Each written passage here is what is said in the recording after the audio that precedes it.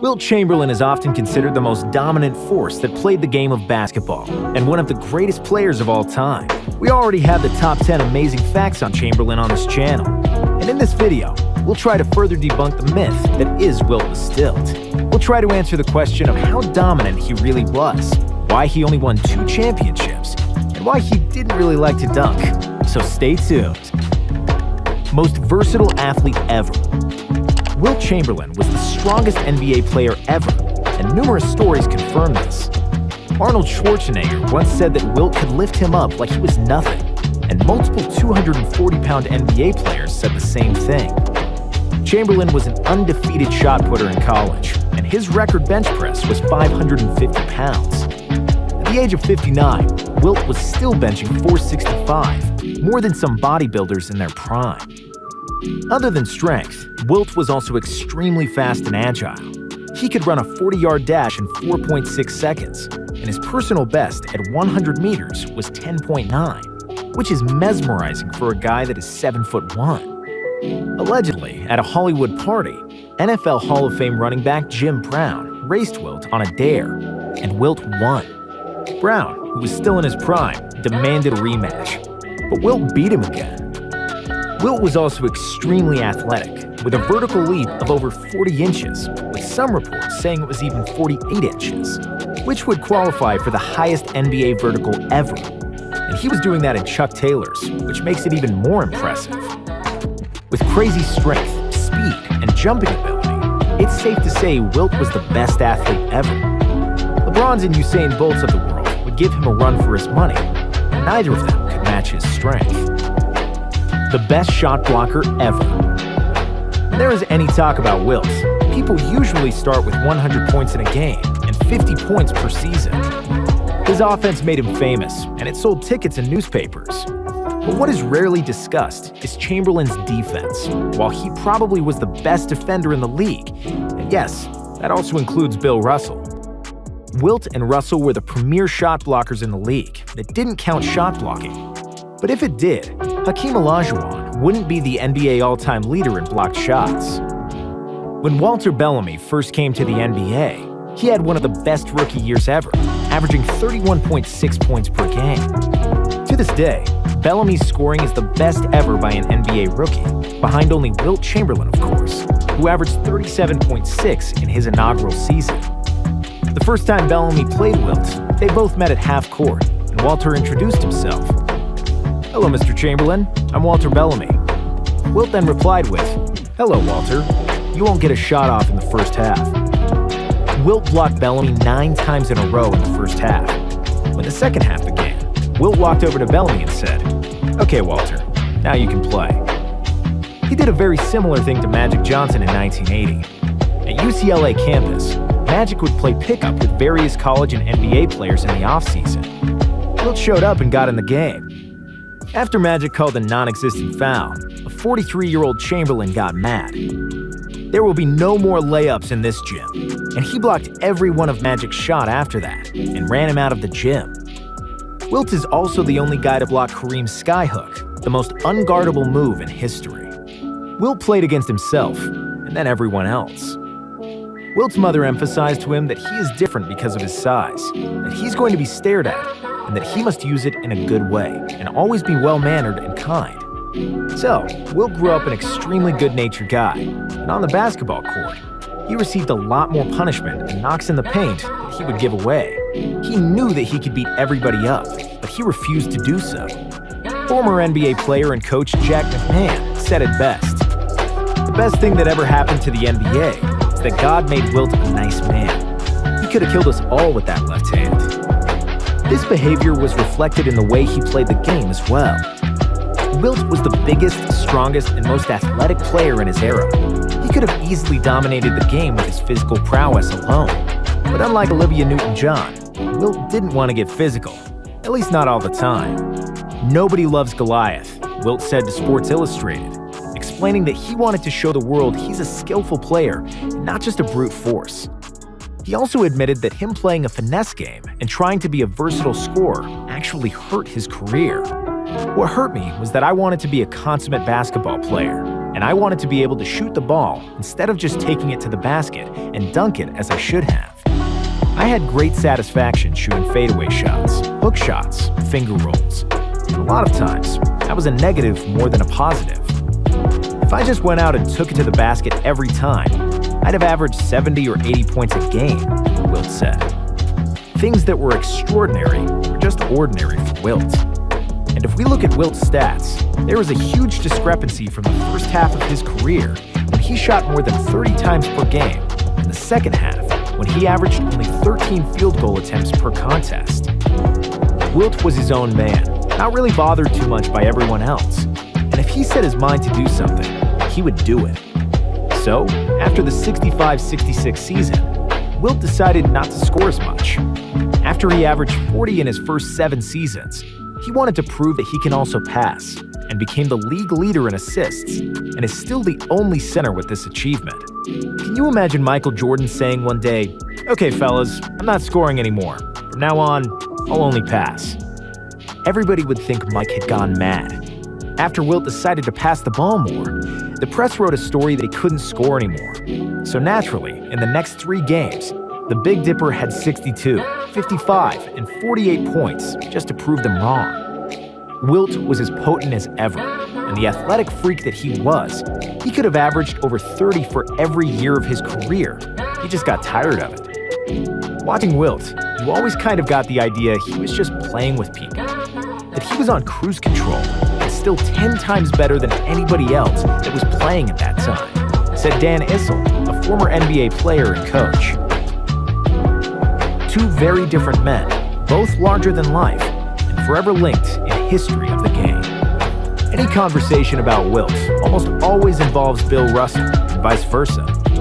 They were the 2 best players of their time, and their careers will forever be intertwined. With his physical ability, statistical achievements, and pure dominance over everybody else, Wilt would likely be considered the best player ever. However, he's not even considered the best player of his time. And for a casual fan, he's just a guy with good numbers, while Russell was the winner. And the truth is, somewhere in the middle. In 94 regular season meetings, Russell won 57 to Chamberlain's 37. In 49 playoff games, Russell came away victorious 29 times to Chamberlain's 20. Between the years 1960 and 1969, Wilt's teams were faced against Russell's Celtics 8 times in the playoffs, with 4 of those going to the deciding Game 7.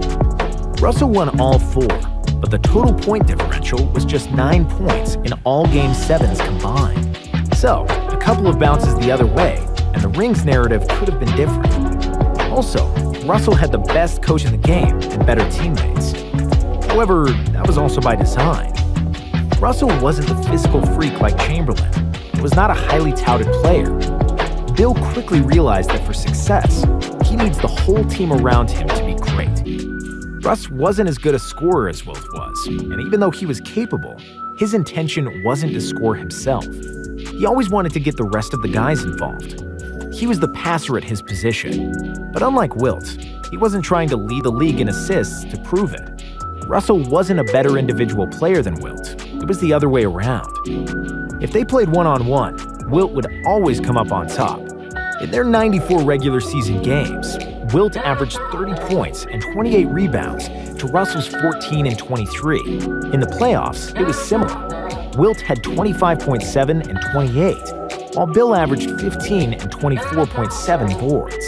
But Russell was a superior leader and didn't care about the numbers, what others might think of it. And there lies the secret. Russell's game was constructed around team basketball. And because basketball is a team sport, the result in championships is 11-2, even though some of the series were really close and could have gone the other way. Wilt would have been better off in an individual sport, and he understood that too. Sometimes the mere power of you makes you more the individual player. Russell was more complete and was able to help his team win more than I did. Wilt Chamberlain on the Boston Celtics would not have been the same.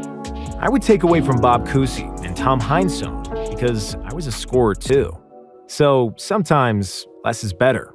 Wilt said about the eternal question of who is better between the two. Wilt was the Renaissance man.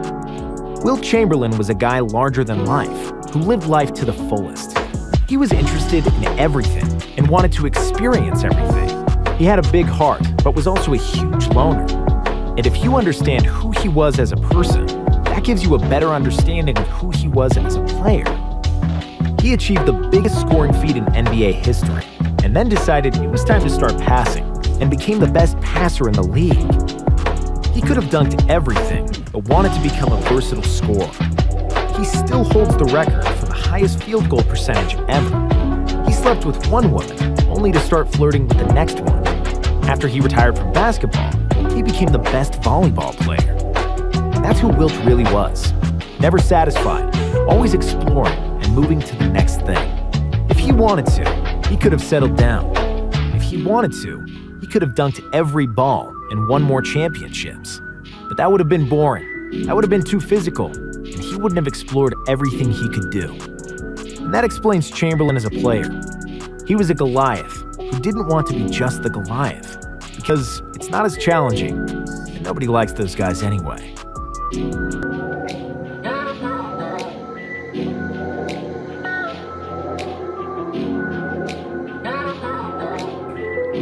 He thought, and rightfully so, that he was the greatest basketball player that ever lived. Physically, he was still the most imposing physical player that ever played this league, period. There's no one who's come close to him in terms of just physical prowess. And as athletic as any man who ever walked the earth. You try guarding that on a basketball court sometime. This was more than just some big guy who dunked the basketball and ran up and down the court. This was a true athlete, and his physical prowess was unbelievable. He's going to the basket. Deep, there's Wilt to block the shot. Boy, Wilt blocked that nicely. Wilt playing another tremendous game. Wraparound pass, and the Globetrotters are here and by jumping in. Great play by the big man. Great defensive work, tremendous ball handling, and a tremendous demonstration of speed and ability. It's just hard for people to fathom what we talk about when we say what he did. He did things that just defy description. I can remember plays that he made that when I would talk about him, people said, no, he couldn't have done that. And I'm telling you, he was just a great, great basketball player. Here comes Boston, but Chamberlain keeps the pressure on. Wilt rebounds for a fast break. For the Eastern All-Stars, as Wilt Chamberlain comes up with another rebound. Wilt sort of toying with the opposition. West leads by 4, 85-81. Goes knocked loose, starts it back. Chamberlain slammed up. Chamberlain gets away from Bowman. Chamberlain again underneath. Great shot by Chamberlain. By the fact that he led the league in assists later on, showed he could pass the basketball. So Wilt had all the tools. He didn't display them all the time because he was asked to do other things. He can hurt you with assists like that also, playing the post. That was a great pass by Wilt Chamberlain. Wilt Chamberlain, most valuable player in the National Basketball Association this year. You know, obviously, in his legend remains across the whole league. I'm glad the three-point line wasn't around for him. He would have figured that out probably too. So. Passes to Chamberlain, he's open, he shoots, he scores. I'm glad I played in this era. Let's put it that way. Wilt Chamberlain. Oh, how about that? Wilt still tries it. And in she goes. Chamberlain turns and shoots outside good. There's somebody going through the middle, nobody goes. Wilt takes it in himself. Puts it in there. Wilt did not go in and bump and dislodge people. That was not his game. And if you remember, the main point is 60% or more of those shots came on fadeaways. Chamberlain is the greatest scoring machine the game has ever known, and he can score on you in dozens of ways. Here's one you can't stop, the fall-away jumper. And he hits this repeatedly, despite good defense. That fall-away jumper just cannot be stopped. Beautiful. When this giant walks out on the floor, the 76ers automatically have a great number of points. Unbelievable shot, Pete. If he gets that close to the basket, I don't see how anyone can stop him. I think with his competitive spirit that he had, that's the one thing about Wilt. Wilt did not like to lose. He always wanted to win. So if he'd have been 6'4", 6'5", or 6'6", I think he would have had the determination. He probably would have had more of that killer instinct also to dunk the ball and destroy people. Because of his size, I think he really held back most of the time and didn't try to dominate with his physical body. And I thought, quite frankly, that he was more of a finesse player than a power player. And yet, when he did turn on the power and exert that physical presence, he was unstoppable. Were you as great as you were because of the time, or would you be as great now? I mean, there's 15 7-footers now. There were 3 in your year. Well, I disagree with you there, Roy. I think it was a lot of big guys when I played. Guys who weighed more than I did. A few guys taller than I was. A lot of 7-footers. But today the guys are much more athletic. But I think sometimes when you have all that going for you in the body, how is your head? I said, Wilt, I think I'm the only guy on this planet that knows how really good you are. Because he was smart on top of everything else. He's the smartest guy I played against. The Celtics press the ball to keep it away from Chamberlain. He scores anyway. Chamberlain gets the ball. His double team puts it in nonetheless. Chamberlain, boxed in and all, still gets the shot away. Chamberlain banks it in. Chamberlain outside. Chamberlain in the pivot. Wow! And shoots Chamberlain. Chamberlain scores. It's kind of Kevin Durant-ish. Well, yeah, look how tall he is. Of course, he just shoots over everybody. Puts it up, Wilt knocks it down. Great shot by Chamberlain. Jones, 3-on-2. Russell, blocked by Chamberlain. A great block by Chamberlain. 2 great plays by Wilt Chamberlain. Now let's watch his defense.